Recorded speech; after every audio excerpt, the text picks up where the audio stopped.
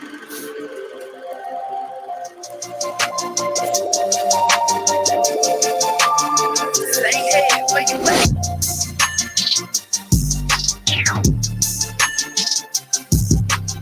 going on, everybody? It's time for the Binge Boys Podcast, episode 233. I'm your host, Logan, joined, of course, by Tanner and Matt. What up, boys? What's good?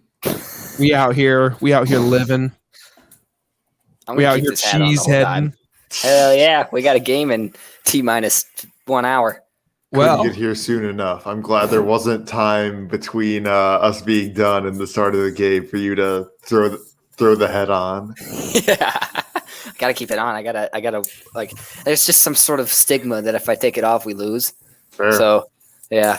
Apple just sent me a notification that says too many of my passwords are the same, that I need to change them. So sounds like that's what I'm going to be doing tonight after tonight's episode.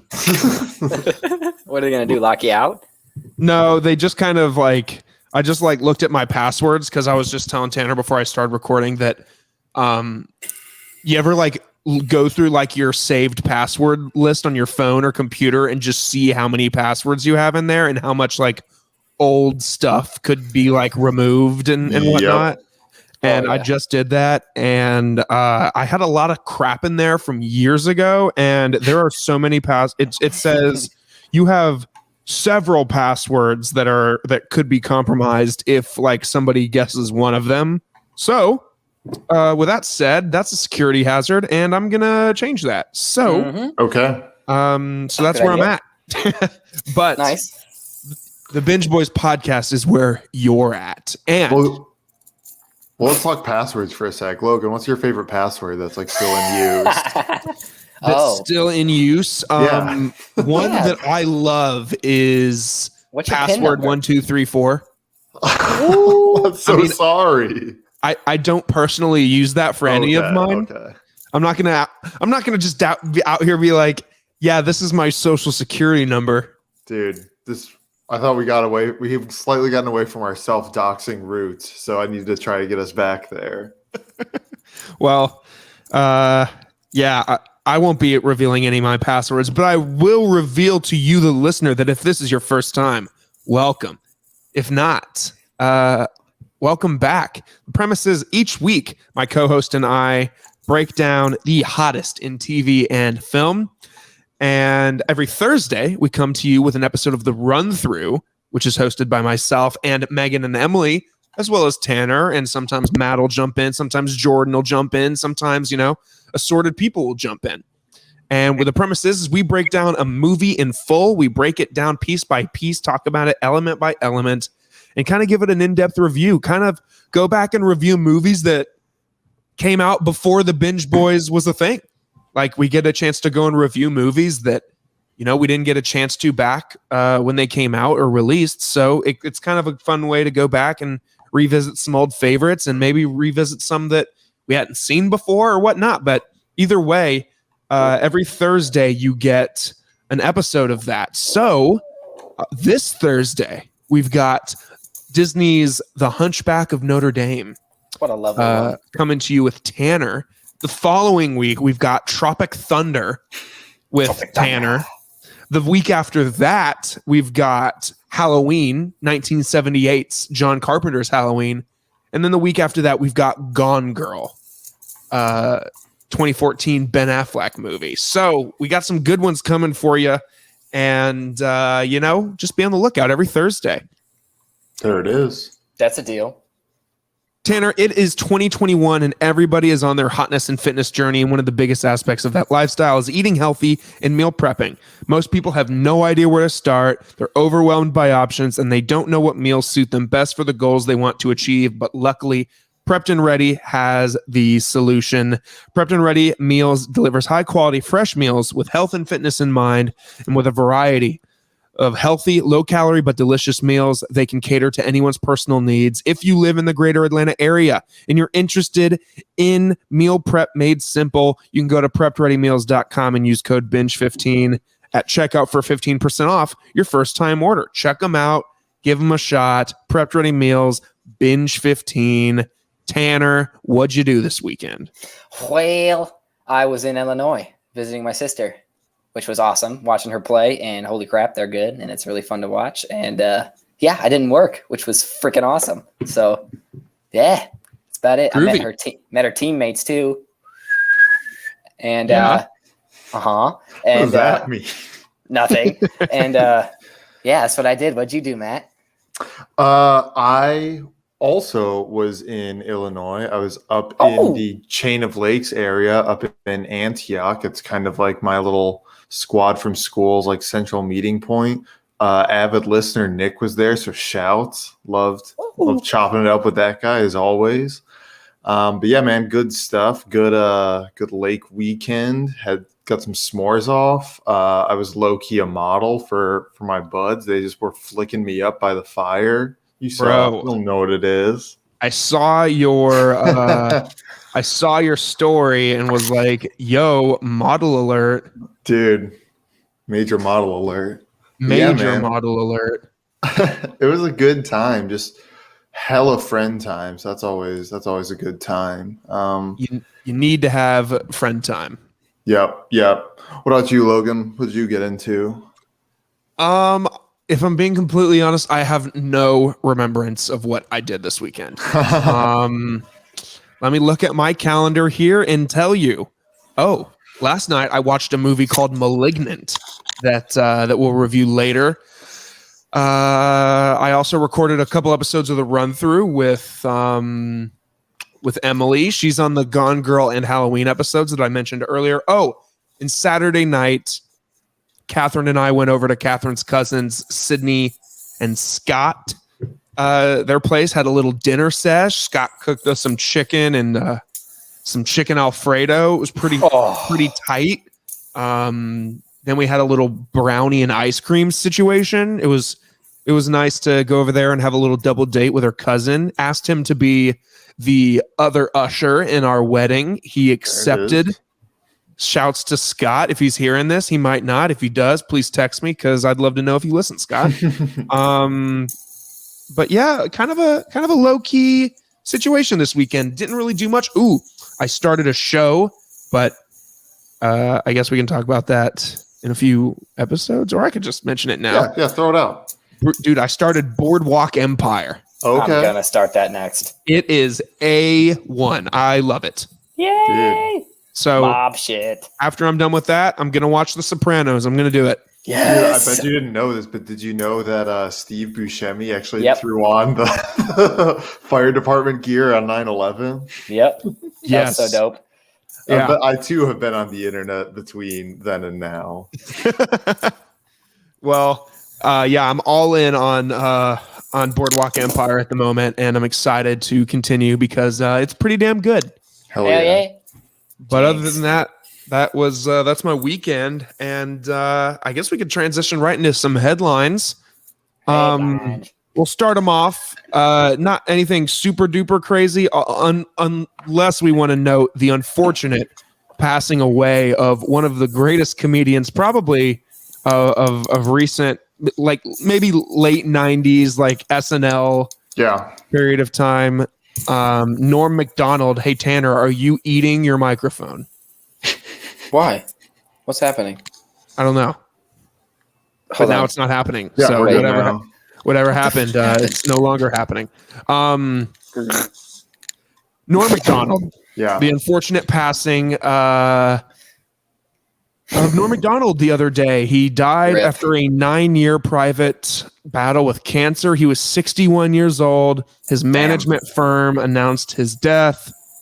It said he had been battling cancer for nearly a decade, but was determined to keep his health struggles private, away from family, friends, and fans.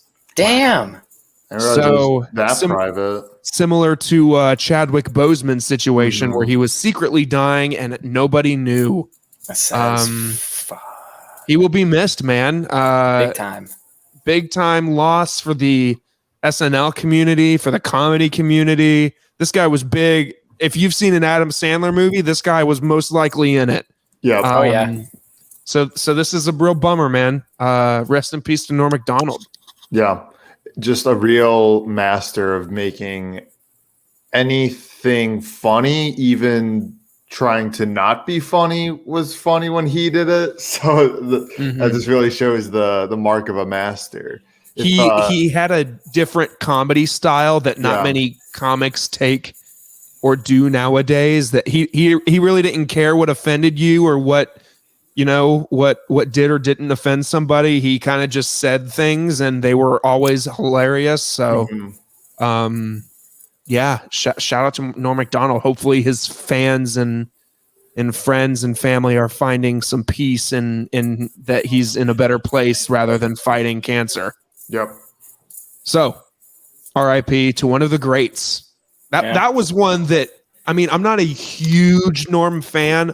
However, I do know quite a bit of his work, and it is one of the first celebrity deaths in recent memory that has actually made me go, oh, whoa. Yeah, same. That, so RIP to one of the greats. Moving on, over the weekend, Venom, Let There Be Carnage released. It had its premiere. It had its premiere, and the reactions are very positive. Very. Some key details that I want to point out ahead of its release. Number one, the movie is only an hour and 30 minutes long. I know. What the hell? In an interview with Andy Serkis, he said the director, which who knew that Gollum was directing Venom 2? He said that from the get-go, they planned on it being a tight, quick ball of fun. So hopefully it's really good. Apparently, the end credit scene is game-changing. Yes. So gotta stay for that. There's a lot of rumors about Venom 3 that Tom Hardy has kind of been in, he's been in a lot of press briefings and stuff lately, and he has said things that Venom 3 will happen, and Venom 3 is going to be something teasing along the lines of a Venom verse, exploring the multiverse. So that's a huge possibility. So there's lots of rumors of Venom being in No Way Home, maybe that mysterious sixth villain that they stumble upon. So we'll see. So just wanted to note that people are really excited about Venom 2. There's a lot of positive reactions about it so far, and that's pretty good. Yeah, that's good to hear. And that's about it. Movie comes out October 1st, so you bet you the Binge Boys will be on it. Damn right. Keeping it on that Marvel train, due to the success of the What If episode about zombies, apparently there's a live-action Marvel Zombies movie in early development. As in, somebody walked into a room and said, we should make a Marvel Zombies movie. And someone said, okay, and that's where we're at. It says that there hasn't been a formal announcement, but Marvel Comics writer Mark Miller hinted at something in the pipeline in a recent newsletter. He said, quote, if my sources are correct, a little live action Marvel Zombies further down the line, but you never heard it from me. So, well, yes, we did. Yeah. So cool. That's something that could be in the works, and we'll see how they explore it. And we'll just see. Just a whole bunch of we'll see. What ifs? Next and last for headlines, last night was the Emmys, the 2021 Emmy Awards for TV. And I didn't realize the marketing behind the Emmys this year wasn't very strong. Usually you see an ad for it everywhere. Yeah. During football. During football or Instagram or Twitter, I usually see something. But until last night, I opened up the app and on Twitter saw like people commenting on some of the winners. I was like, oh shit, it's the Emmys tonight. So I'm just going to quickly run through some of the major winners. Best limited series was won by The Queen's Gambit on Netflix. The best drama show. Well, this is a kind of a, I want to see the winners and the nominees. Here we go. Okay. All righty here. Outstanding lead actress in a comedy. It was won by Jean Smart in the show Hacks. Okay. Never heard of the show there. I think it's on HBO. Yeah. Yep. Outstanding lead actor in a comedy series. This is Jason Sudeikis as Ted Lasso. Ted Lasso also beat Blackish, Cobra Kai, Emily in Paris, The Flight Attendant, The Kaminsky Method, Pen 15, and Hacks as the best comedy series. Let's see here. Let's get some more. Outstanding limited or anthology series. We've got The Underground Railroad, Mayor of Easttown, I May Destroy You, The Queen's Gambit, and WandaVision. And The Queen's Gambit took that one home. Lead actress in a drama series was taken by, again, Olivia Colman from The Crown. Matt, have you watched The Crown? I have not. It does not overly interest me. Same here, but it wins year after year after year. And Really? I'm wondering if I'm part of the problem at this point and I should just watch the damn show. Right. It's got to be something there at this point. Yeah, same thing. Outstanding lead actor in a drama series, Josh O'Connor, The Crown. Outstanding supporting actor, we got Brett Goldstein in Ted Lasso. He won, beat out a bunch of his fellow Ted Lasso and SNL friends. Outstanding supporting actress, Hannah Whittingham, Ted Lasso. So Ted Lasso really cleaned up last night. I think they took home 11 or 12 Emmys last night, which is really good. Outstanding supporting actor, Tobias Menzies, The Crown. Outstanding supporting actress, The Crown, Gillian Anderson. Jesus. So The Crown. So The Crown and Ted Lasso is what you really need to be looking into. Outstanding drama series. We've got The Boys, Bridgerton, Handmaid's Tale, Lovecraft Country, This Is Us, Pose, The Mandalorian, and The Crown. And the winner was The Crown. Jesus, this is boring. Outstanding variety special. And we got Hamilton won that one. I think anybody could have pointed that one out. Yeah. That's pretty much it, man. Very much so. It was a night for Ted Lasso and The Crown. All So right. shouts to Netflix for taking home all of The Crown, and shouts to Apple TV Plus raking it in with Ted Lasso. Dude, Every it time took you them a said the while, word but The they Crown. found the winner. Yeah, really. Netflix has really grinded for years, and they finally got winners. It's not like they have winners I was talking about every year. I was talking about Apple TV. True. Oh, that well, too. Apple TV too. I mean, shit. I mean, last year they got nominees in a lot of their shows too, like The Morning Show That's true. That's true. Yeah. and stuff like that. You know what's funny about all these Apple TV shows, though, man? Not one of them has been able to hold me for season 2. Dang. Even Ted Lasso? Ted Lasso has been okay. It's Okay. been the strongest contender so far, and The Morning Show just premiered yesterday with season or the other day shit. with season 2.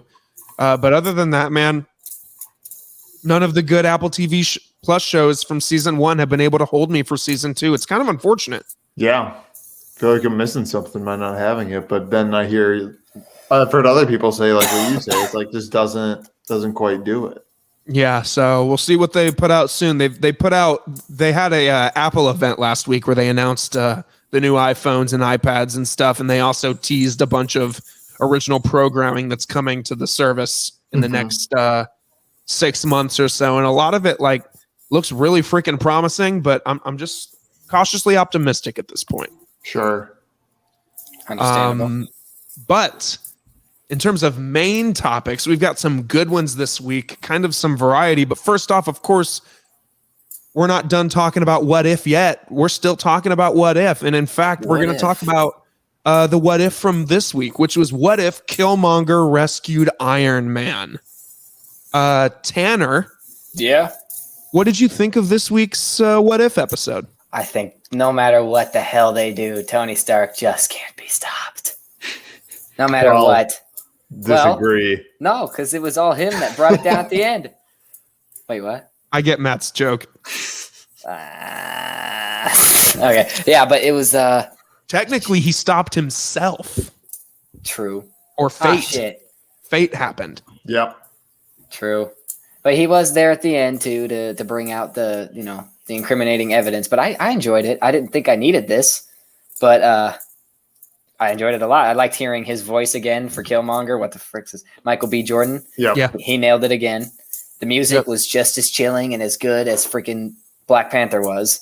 Yeah, Still the best music. I really like the score callbacks. Yeah, Bombay. Yeah. Yeah, but it was. Yeah. It was interesting. I mean, if I would, in terms of ranking it, I don't know if it's going to go up super high for me. It was just good. That's what I said. It was like, all right, that was good, entertaining. Kind of. I didn't think I needed it, and I still don't really think I needed it. But Killmonger, it was nice to see a little more of him, though. Damn, I just dropped something. What the hell was that? I won't drop the ball on giving my takes on. There it is. That was horrible. I hated every second of that. You mean drop the fidget spinner? Yeah, I think the same thing. I'm starting to kind of get this thought process about these episodes of like, we don't need it. We don't need this. This is just to hold us over until I guess Venom comes out, and then after Venom, Spider-Man and or the Eternals first before Spider-Man, but I forgot all about that. Hawkeye too. So I don't know how long What If is gonna last. I think actually it's 9, isn't it? I think it's 10 episodes. I thought it was like a lot. It should be like 25. They could make like 25. They could make them all year long. They could make however many they wanted. Because I saw in the concept art there was one where Gamora was wearing Thanos' armor and had his sword. Like, I'm interested in that shit. That'd be cool. Yeah, I'm trying to see if I can see something. So far, Wikipedia only has the first 6 listed. So so I'm not sure if they've released like an official. How many episodes will have What If season 1? This says it consists of 9 episodes, concluding on October 6th.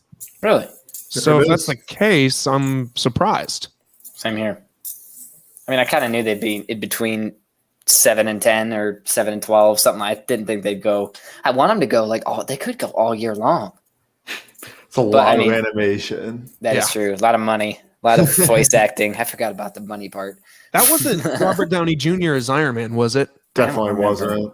Okay. It sounded like him though. I had no idea. I think they're trying to get people that are like, give me your best Robert Downey Jr. impression. Yeah. And they just figure it out. But God, he was a douchebag at the beginning. At this point, I think they're literally just saying, quick, what's somebody's favorite moment from the MCU? And they're like, when Tony Stark was captured. And then they take a little needle and they just like throw it at a board and it land on Killmonger. And they're like, sweet, how can we fit Killmonger into that story? And I think they did a decent job. I think they like set the pieces up and like let them fall in a way that's like believable and consistent with the characters, at least. True. Yeah, all of the character behaviors are like true to the live action like selves of those characters. I think Michael B. Jordan, like Tanner said, did pretty swell as Killmonger again. What? Just drop a good old swell on us. Yeah. Drop a swell on you. Hell yeah. So yeah, I think that's where I'm at with this episode of What If. I mean, Matt, do you differ anywhere from me and Tanner? Not really. I think it was pretty like middle of the road with this. Same. I think it like sort of what I look for, just like a new dynamic that we hadn't really seen, and just sort of seeing those two and seeing pretty self-centered Tony Stark, yeah. First of his name. Tony Stark continue on like a little bit more, and just how he's like kind of close but not quite to like the Iron Man suit and just like all that stuff, and also seeing how Killmonger sort of manipulates his way through that and still ends up killing Claw again. So that was that was funny. Yeah. But yeah, I thought it was like a good, not great episode. I agree. That's where I'm at. I think good, not definitely, great. Even if there's only 9 of them, I think we should definitely do a top 9 at the end of What If, just to kind of rank them all. That's a good idea. So, that'll be easy for me. That'll be easy for me so far. Yeah, I think so too. Tanner, is that this fidget spinner that you're spinning? Can you hear it? That's what that noise has been? Wait, is it this? Yes. You should 100% quit that. I'm going to stop that. Okay. I didn't know you could hear that. Oh my God. Shit. That is what that's been. That's what I said, that you were eating your mic. So I haven't been eating my mic. Oh, well, wait. What if I do it right? Wait, I've been doing it down here too. Can you hear that? Son of a bitch. Yep. That's what that's been. Okay. Sorry, mystery solved. viewers. Yeah. I've been a little fidgety. Yeah, clearly. Maybe you should fidget with yourself or something rather than that. I don't think you want that on camera. No, let's move on. All right. Go. Tanner and I had the fortune of watching a movie last night entitled Malignant. And before we get into our thoughts, let me tell the people at home, in case they don't know, what Malignant is. Malignant is a horror film by James Wan starring Annabelle Wallis, and it is about a woman named Madison, played by Annabelle Wallis. It says Madison is paralyzed by shocking visions of grisly murders, and her torment worsens as she discovers that these waking dreams are in fact terrifying realities. So, this movie, rated R, it's about an hour and 50 minutes, directed again by James Wan. It was released in theaters and on HBO Max simultaneously. It came out 2 weekends ago. We just now got the chance to catch it. Tanner, we will go full spoilers ahead. I know our friend Matt doesn't care, especially about the horror and you're genre. not gonna, by the way, at all. So, Tanner, give us your play-by-play as you're watching this movie, your emotions. Scared. 30 minutes. Scared. 45 minutes. Scared. 1 hour. Scared. 1 hour 20. Scared. 1 hour 30. Turned to you and went like this. It was kind of like a moment like this, like, shit. Yep. Freaking blue holes after that. Yep. It was. And as I slept, dude, I slept on it yesterday, and I just think I woke up this morning, I'm like, that was fucking stupid. Yeah. Yeah. Not concept, great, man. It was a great concept until they showed it. It was a great concept until the last 25 minutes of the movie. It turned into a freaking John Wick movie or a freaking Game of Thrones scene or something like that. It was really freaking disgusting, first of all. Yeah. First off, the gore in this movie was over the top. Freaking it was a little too much. How many times sorry. No, go ahead. How many times did you, me, and Catherine go, oh! Yeah. Like, why? Head smashing? Like, God. And they showed every bit of it. This movie is the classic meme of they had me in the first half. Yep. Because this movie had all of us in the first half. And we were intrigued. We were intrigued. Yeah. We were curious. We were theorizing. Almost scared. We were theorizing. Yeah. However, the movie takes a hard pivot at one point, and it immediately is like, what the fuck? No. It literally went it went straight, and then it took a turn to stupid town. I think that this movie did one thing right, though. I think it was entertaining. Oh, it was. I think this is what happened. This movie was produced by New Line Cinema, which is also the producers of all of James Wan's other horror movies. Mm-hmm. Here's what I think. I think for a long time, James Wan has wanted to make this movie, and nobody trusted him. But after years of building billions of dollars in the Conjuring franchise, New Line was like, you know what? Make that passion project that you've been stowing away for a few years. And James Wan was like, okay, I will. And this was it. And it just didn't deliver on all the fronts that I think his other horror movies do. I know. It was too bad. I think it was very entertaining. It was. Throughout, even at the end, it was like cool to watch, but the concept just got blew up in itself. It just ruined. Okay, Matt. So let me break this down. Yeah, break it down. This is so weird. Let me break this down for you the best I can. So imagine yourself. You can't even explain it. Okay. I tried to explain this today to my friend, and I just was like, okay, fuck this. I can't. There's like, it's the weirdest thing. You got to watch it. Okay. I think I've got it. Imagine that you start to have visions of people getting murdered by a being. Okay. And you don't know what said being is, but eventually, as the plot unravels, you realize that the being was your imaginary friend from when you were a child. Okay. And it also turns out that your imaginary friend wasn't so imaginary. That was actually a piece of you that you had locked away in your brain at a young age. No, but you're making it sound too interesting. It literally came out. Literally, the face. No, the face came out of the back of the head. The back of the head opened up, and the person was running backwards because it was in control. And she had two faces. It's the stupidest thing. Essentially, Matt, conjoined twins, but at the brain instead of the body. Wait, like imagine all of this and twins. Twins. Tanner, I wish you understood that. I don't, but I'm laughing because your voices. Because it's funny. Yes. Twins. Imagine conjoined twins, but at the brain level. And rather than separating, they said, oh shit, if we separate them at the brain, then they'll both die. Right. So we'll cut off the limbs of the other twin, but leave the brain.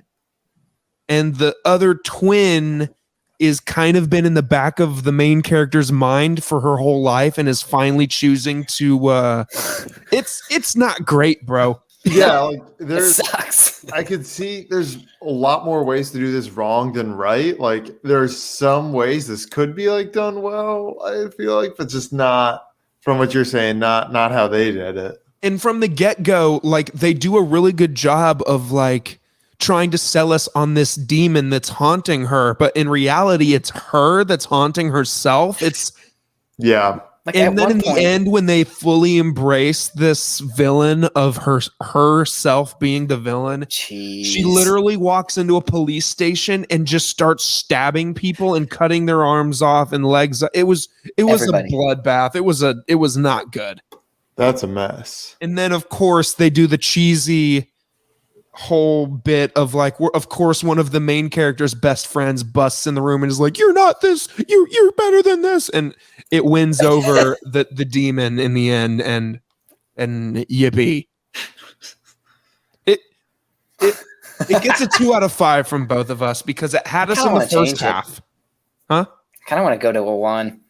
I don't think it was that bad though until the last 25 minutes. Yeah, that's true. I mean, I don't want to give it if we did half points, I'd give it a 2.5 because I don't think it deserves a 3, but I think a 2 also might be too low. I'd go down to a 1.5. Really? 100%. Tanner, we were all in on this movie until the last 30 minutes. I know. We were literally like theorizing and we were interested and it was awesome. And like all of us, like we're just like picking apart the whole movie. Like, what the fuck is this going to be? And then Catherine said, and I quote, that was the dumbest movie I've ever seen in my entire life. Dude. Isn't that right, Catherine? She can't hear me.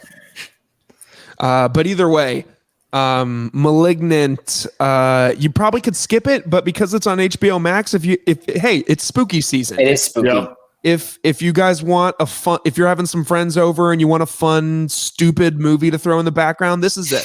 If you like slashers, honestly, that's it's a mixture between slasher and paranormal. And it was scary at the beginning. I was terrified. I was under the blanket. Yeah, I was really scared at first, but they just didn't do it. They just couldn't stick the landing, which is unfortunate because everybody that told me, Megan included, shout out to Megan, she said, I heard it was dumb. I heard it was dumb. I heard it was a waste. And I said, I trust in James Wan. He makes good horror movies. I trust this guy.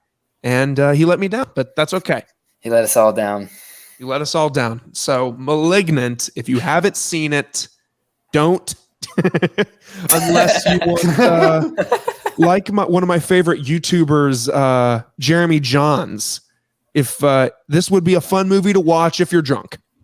This is true. That is his one, right? Yes. Yes.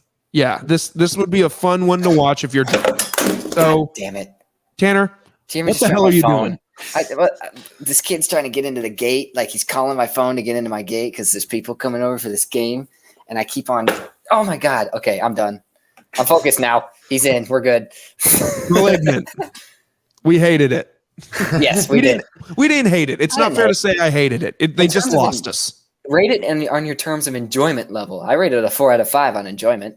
But in terms of movie, you got a 4 out of 5. But in terms of a movie as a whole, 2.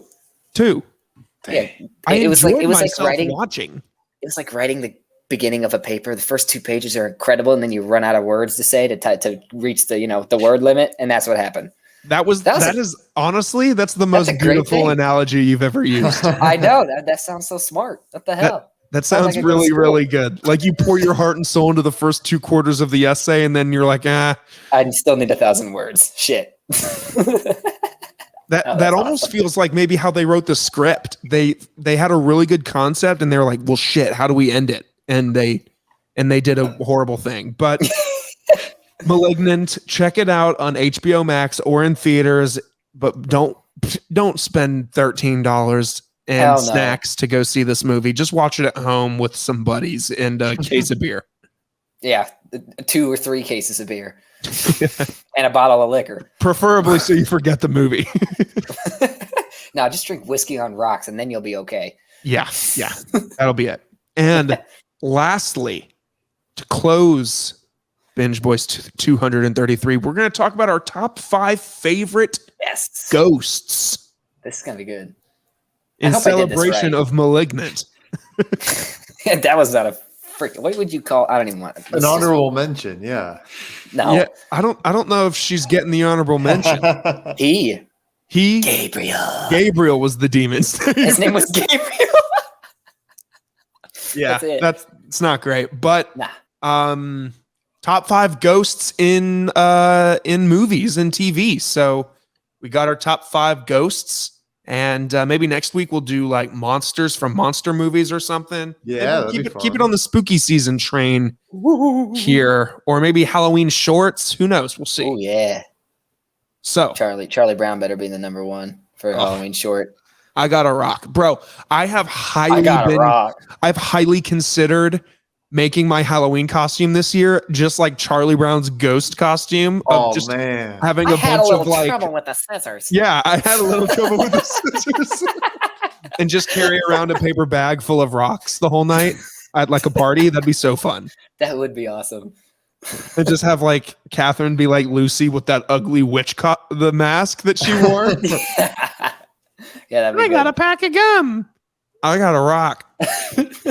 Man, okay. I can't wait to watch that. Top 5 ghosts. My number 5 is the Flying Dutchman from SpongeBob SquarePants. Damn it. Okay. That's awesome. Yeah. Stay tuned. The Flying Dutchman. That's really all I got to say. There's not much more I can say about the Flying Dutchman. So Tanner, what you got at your number 5? So I didn't think that hard, but I put the like I didn't think about that part, but like him, but I put the Paranormal Activity ghost, I guess. That was he or she or whatever the hell it was pretty scary. So oh shit, what's happening? Oh, it turned to night mode. Never mind. Okay. Damn. Yeah, so God, right when I said the paranormal. Ooh. Oh, yeah, but that guy. Matt, what you got at number 5? Well, I got my honorable mention. Yes. Ghost from Game of Thrones. No, just kidding. I know it's not a ghost. It's just named Ghost. That's the joke here. That was a very Norm Macdonald statement there. Yes. My number 5 is Nearly Headless Nick from the Harry Potter franchise. He's very low. Wow. He doesn't really do anything. He's just kind of there, but he's still tight. And he's nearly headless. No one's talking about it. True. Nobody is talking about it. My honorable mention is Ghost, the soldier from Modern Warfare 2. Oh my God. Who's not actually a ghost. No, I'm just kidding. But is he? What? Is he? He could be. He's just he was one of the main characters from Modern Warfare 2. But he's like, so never mind. Yeah, you're right. He's supposed to be like a ghost. Which my number 4 I feel like should be higher up on the list. In fact, I'm changing my number 4. No, I'm not. I already sent Emily my list. Sure. Number 4 is Danny Phantom from Danny Phantom. Stay tuned. Oh shit. Yeah, I loved Danny Phantom growing up, bro. That was one of my favorite Nickelodeon shows. So Danny Phantom. Tanner, Yeah, dude. what you got at number 4? I don't know if he counts as a ghost, but Sinister. Oh, the guy from Sinister? Oh yeah, he is a ghost, right? Yeah. Okay, yeah, I had a hard time with this list. But, His name is Bagul. oh yeah, Basements with Bagul. Wait, Yeah, isn't that but- the evil frog from Max Keeble's Big Move? What the Bagul is my name. I like a swampy bog. Maybe. I don't No, that's know. my Googles. My bad. Yeah, but I got Bagul as number 4. Bagul that just ruins it. You got to think that his buddies think that he has a pretty cool name.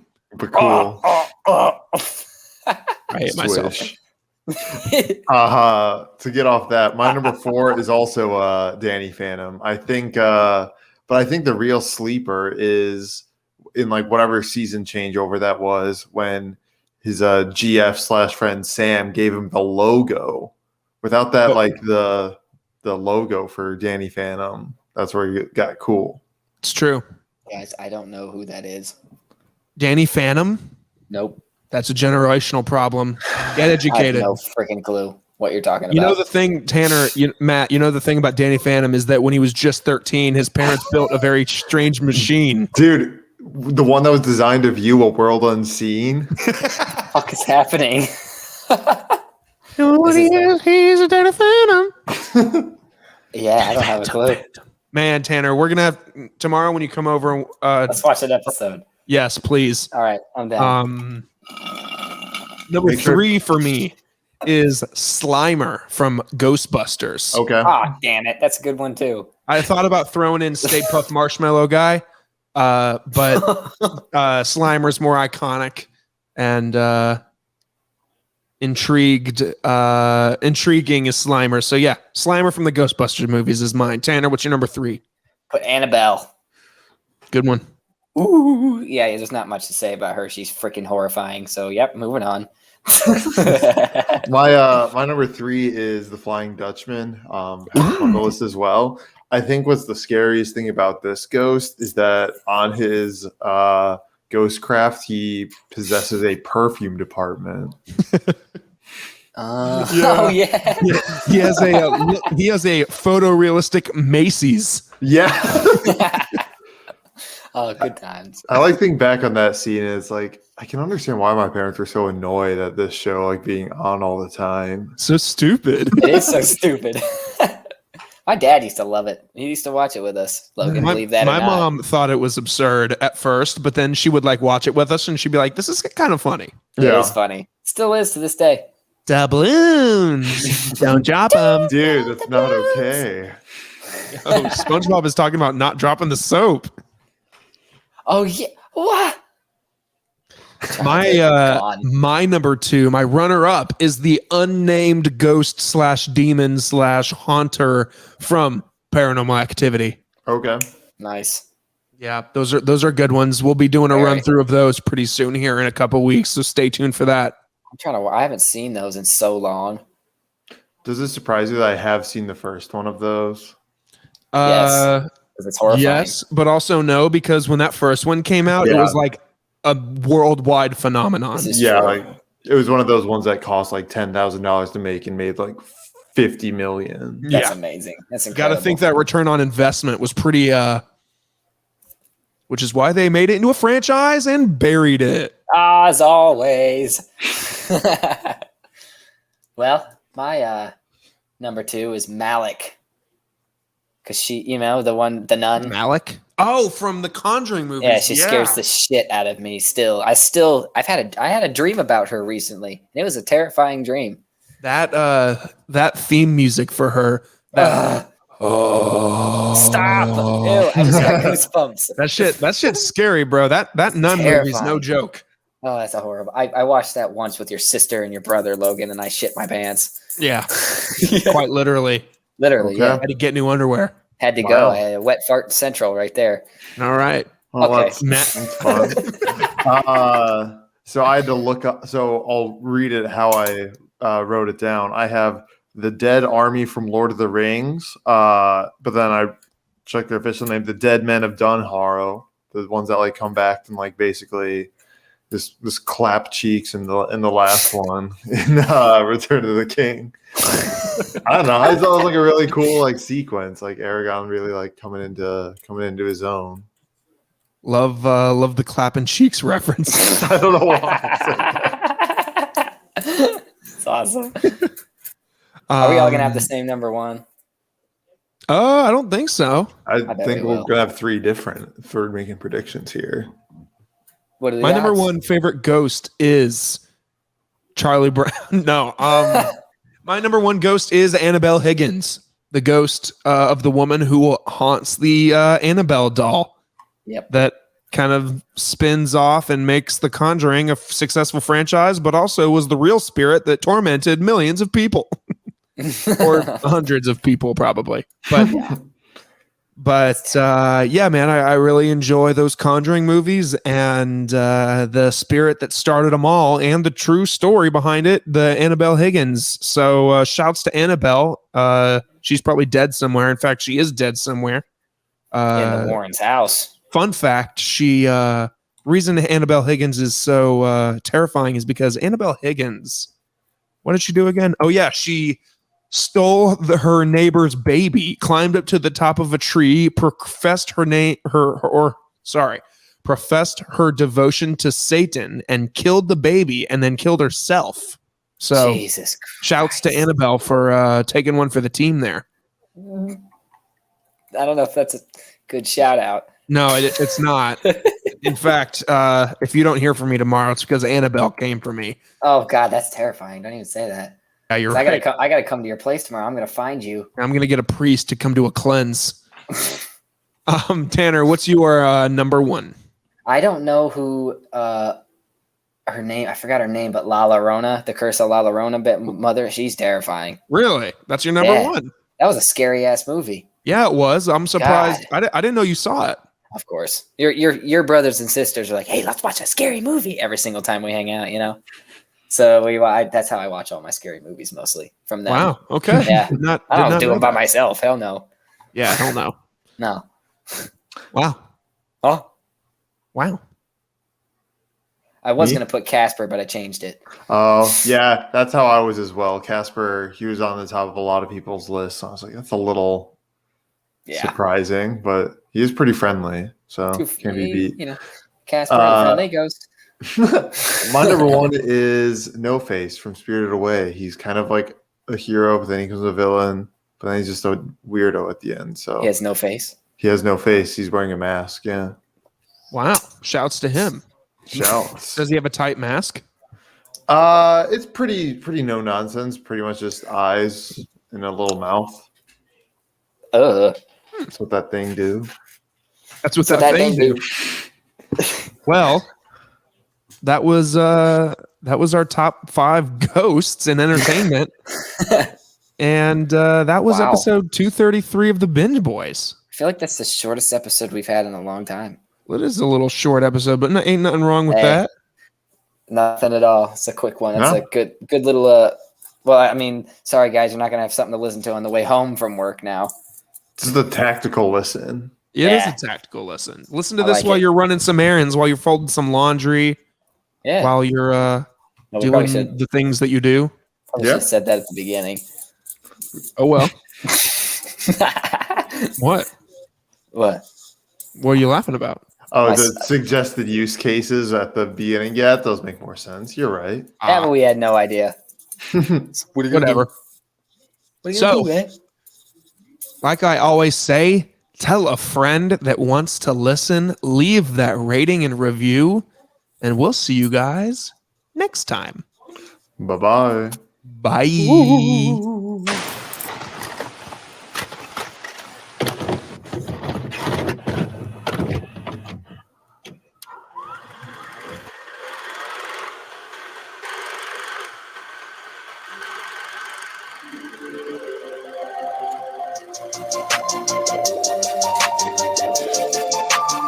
Say, hey, where you at?